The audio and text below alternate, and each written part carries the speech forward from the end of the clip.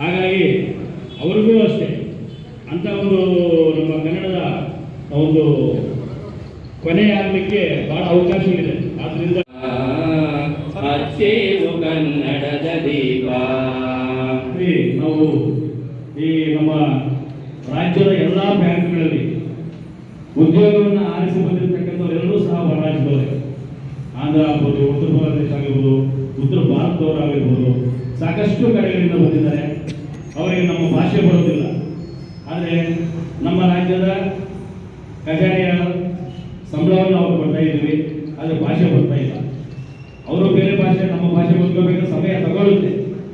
ಆ ಬ್ಯಾಂಕಿನ ಎಲ್ಲ ಆಡಳಿತ ವರ್ಗಕ್ಕೆ ನಾವು ತಿಳ್ಕೊಳ್ಸೋದೇನೆಂದರೆ, ಈ ಕಡೆ ಅವರು ಉದ್ಯೋಗವನ್ನು ಆರಿಸಿ ಬಂದಿರ್ತಾರೆ, ನಮ್ಮ ಜನ ಅವರ ಹತ್ರ ವ್ಯವಹಾರ ಮಾಡ್ತಕ್ಕಂಥದ್ದು ಬಹಳ ಕಷ್ಟಕರವಾಗಿದೆ. ಅವ್ರು ಹೇಳೋದು ನಮ್ಗೆ ಅರ್ಥ ಆಗೋದು, ನಮಗೆ ಮಾಡಿರ್ತಕ್ಕಂಥದ್ದು ಅವ್ರಿಗೆ ಅರ್ಥ ಆಗ್ತಾ ಇಲ್ಲ. ಹಾಗಾಗಿ ಅವರಿಗೆ ತರಬೇತಿ ಕೇಂದ್ರಗಳನ್ನು ಪ್ರಾರಂಭ ಮಾಡಿ ಈ ನಾಡಿನಲ್ಲಿ ಕೆಲಸ ಮಾಡ್ತಕ್ಕಂಥ ಪ್ರತಿಯೊಬ್ಬ ಉದ್ಯೋಗ, ಸರ್ಕಾರಿ ಉದ್ಯೋಗದಲ್ಲಿರ್ತಕ್ಕಂಥವರು ಕಡ್ಡಾಯವಾಗಿ ಕನ್ನಡವನ್ನು ಕಲಿಯಲೇಬೇಕು. ಆಗ ಮಾತ್ರ ಇಲ್ಲಿ ಅವರು ಜೀವನ ನಡೆಸಲಿಕ್ಕೆ ಒಂದು ಸ್ಥಾನಮಾನ ಸಿಗುತ್ತೆ ಅಂತ ನಾನೊಂದು ಭಾವಿಸ್ತೀನಿ.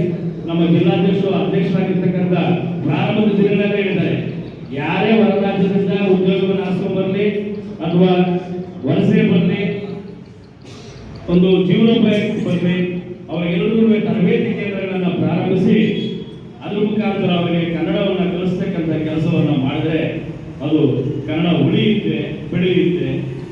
ಹಾಗಾಗಿ ನಾವು ಅದರ ಜೊತೆಗೆ ನಾವು ಅಷ್ಟೇ ಬೇರೆ ಭಾಷೆ ಮಾಡ್ತಕ್ಕಂಥ ಜನಗಳ ಮಧ್ಯೆ ಅವ್ರ ವ್ಯಾಪಾರಕ್ಕಾಗ್ಬೋದು, ಮತ್ತೊಂದಕ್ಕಾಗ್ಬೋದು ಹೋದಾಗ ನಾವು ಬಹಳ ಸುಲಭವಾಗಿ ಅವರ ಭಾಷೆಗೆ ನಾವು ತಲೆ ಬಾಗ್ಬಿಟ್ಟು ಅವರ ಅರ್ಧಂಬರ್ಧ ಭಾಷೆಯನ್ನು ನಾವು ಮಾತನಾಡಲಿಕ್ಕೆ ಪ್ರಾರಂಭ ಮಾಡ್ತೀವಿ. ದಯವಿಟ್ಟು ಅದು ಬೇಡ. ನಾವು ಏನು ವ್ಯವಹಾರ ಮಾಡ್ತೀವೋ, ನಮ್ಮ ಜೊತೆ ಯಾರ ಜೊತೆ ನಾವು ಭಾಷೆಗಳ ಜೊತೆ ವ್ಯವಹಾರ ಮಾಡ್ತೀವೋ, ನಮ್ಮ ಭಾಷೆಯನ್ನ ಅವರಿಗೆ ತಿಳಿಸ್ಕೊಳ್ಳಲಿಕ್ಕೆ ಪ್ರಯತ್ನ ಮಾಡಬೇಕು. ಆಧುನಿಕ ಭಗವದ್ಗೀತೆ ಅಂತ ಭಾವಿಸ್ತಾರೆ. ಬಹುಶಃ ನಮಗೆ ದೈಹಿಕವಾಗಿ ಏನೇ ಸಮಸ್ಯೆಗಳು ಕಂಡು ಬಂದರೂ ಸಹ ಆಸ್ಪತ್ರೆಗೆ ಹೋಗ್ತೀವಿ, ವೈದ್ಯರ ಹತ್ರ ನಮ್ಮ ಸಮಸ್ಯೆಗಳನ್ನು ಹೇಳ್ಕೊತೀವಿ, ಅವರು ಒಂದಷ್ಟು ಔಷಧಿಗಳನ್ನು ಕೊಡ್ತಾರೆ, ವಾಸಿ ಆಗುತ್ತೆ. ಬಹುಶಃ ಯಾವುದೇ ಸಮಸ್ಯೆ ಬರಲಿ, ಬಹುಶಃ ಬಾಲ್ಯದಿಂದ ಹಿಡ್ಕೊಂಡು ವೃದ್ಧಾಪ್ಯದವರೆಗೂ, ಸಾವಿನವರೆಗೂ, ಎಂಥದೇ ಸಂಕಷ್ಟದ ಸಮಯಗಳಲ್ಲಿ ಇರ್ಬೋದು, ಬಹುಶಃ ತಾವು ಇವತ್ತು ಏನು ಮಂಕುತಿಮ್ಮನ ಕಗ್ಗ ಇದೆ, ಆ ಕಗ್ಗವನ್ನು ಒಮ್ಮೆ ಓದಿದ್ರೆ, ಅರ್ಥ ಮಾಡ್ಕೊಂಡ್ರೆ, ಪ್ರತಿಯೊಂದು ಕಗ್ಗವೂ ಸಹ ಒಂದು ಇಂಡಿಪೆಂಡೆಂಟ್ ಅದು ವೈಯಕ್ತಿಕವಾಗಿರ್ತಕ್ಕಂಥದ್ದು. ಎಲ್ಲ ಪದ್ಯಗಳನ್ನು ಒಟ್ಟಿಗೆ ಓದಬೇಕು ಅಂತಕ್ಕಂಥದ್ದೇ ಇಲ್ಲ. ನಾವು ಎಲ್ಲಿ ಬೇಕಾದ್ರೂ ಅದನ್ನು ಆಯ್ಕೋಬಹುದು. ಪ್ರತಿಯೊಂದು ಅತ್ಯಂತ ಅರ್ಥಪೂರ್ಣವಾಗಿರ್ತಕ್ಕಂಥದ್ದು, ನಮ್ಮ ಎಲ್ಲ ಬದುಕಿನ ಸಮಸ್ಯೆಗಳಿಗೆ ಪರಿಹಾರವನ್ನು ಕೊಡ್ತಕ್ಕಂಥದ್ದು ನಾನು ಭಾವಿಸ್ತೇನೆ. ಡಿ.ವಿ.ಜಿ. ಅವರು ಏನು ಕಗ್ಗವನ್ನು ಕೊಟ್ಟಿದ್ದಾರೆ,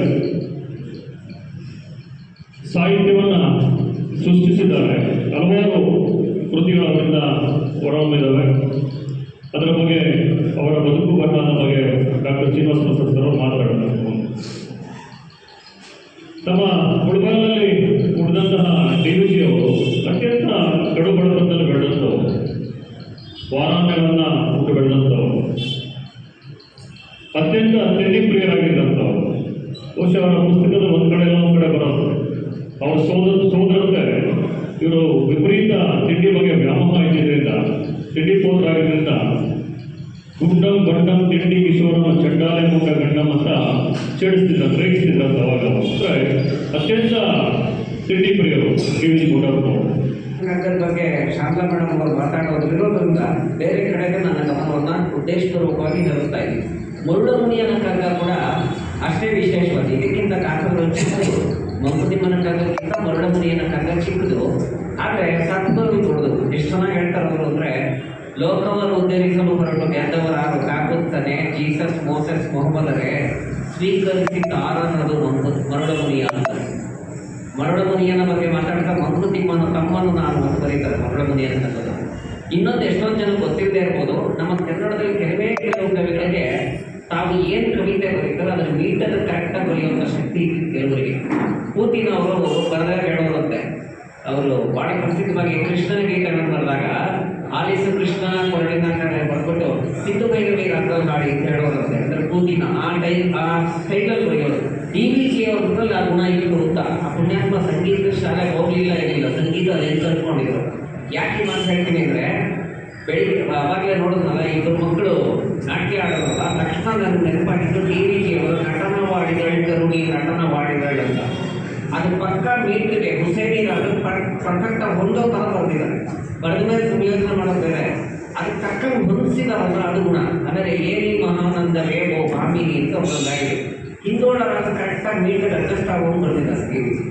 ಈ ಆ್ಯಂಗಲಲ್ಲೂ ನೋಡ್ಬೇಕು DVG ಅಂತ.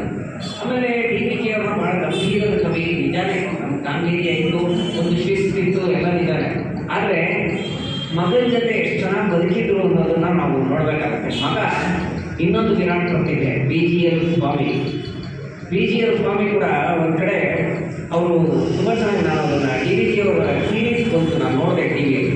ಅವರ BGL ಸ್ವಾಮಿ ನೀನು ನಂಬಿರುವುದೋ ಆ ವಿಚಿತ್ರಕ್ಕೆ ನಮಿಸೋ ಮಂಕುತಿಮ್ಮ ಮಂಕುತಿಮ್ಮ. ಶ್ರೀ ವಿಷ್ಣು ಪ್ರಪಂಚಕ್ಕೆ ಮೊದಲು ಮತ್ತು ಮೂಲನಾಗಿರ್ತಕ್ಕಂಥವನು. ಈ ಪ್ರಪಂಚದಲ್ಲಿ ಒಂದು ಮಾಯಾ ಮೂಲವನ್ನು ಸೃಷ್ಟಿ ಮಾಡಿರ್ತಕ್ಕಂಥವನು. ನಾವು ನಾಸ್ತಿಕರೋ ಆಸ್ತಿಕರೋ ಗೊತ್ತಿಲ್ಲ, ಆದರೆ ಈ ವಿಶ್ವವನ್ನು ನಡೆಸ್ತಾ ಇರ್ತಕ್ಕಂಥ ಒಂದು ಮಹಾನ್ ಶಕ್ತಿ ಇದೆ. ಆ ಶಕ್ತಿಗೆ ಮೊದಲು ನಮಿಸುವಂಥ ವಿವಿಧ ನಾಮಾವಳಿಗಳಿಂದ ನಾವು ಅವನನ್ನು ಜನಗಳು ಪರಿತಪಿಸುತ್ತಾ ಅಥವಾ ಭಕ್ತಿ ಭಾವದಿಂದ ಅವನನ್ನು ಕಾಣದಿದ್ರೂ ಕೂಡ ಪ್ರೀತಿಯಿಂದ, ಅಳ್ತಿ ಅಂದರೆ ಪ್ರೀತಿಯಿಂದ ನಂಬಿರ್ತಾರೋ ಆ ವಿಚಿತ್ರಕ್ಕೆ ನಮಿಸುವ ಮಂಕುತಿಮ್ಮ ಅಂತ ಪ್ರಾರಂಭವಾಗತಕ್ಕಂಥ ಮಂಕುತಿಮ್ಮನ ಕಗ್ಗದಲ್ಲಿ ಮತ್ತೆ ಹೇಳ್ತಾರೆ, ಈ ಮಂಕುತಿಮ್ಮನ ಕಗ್ಗ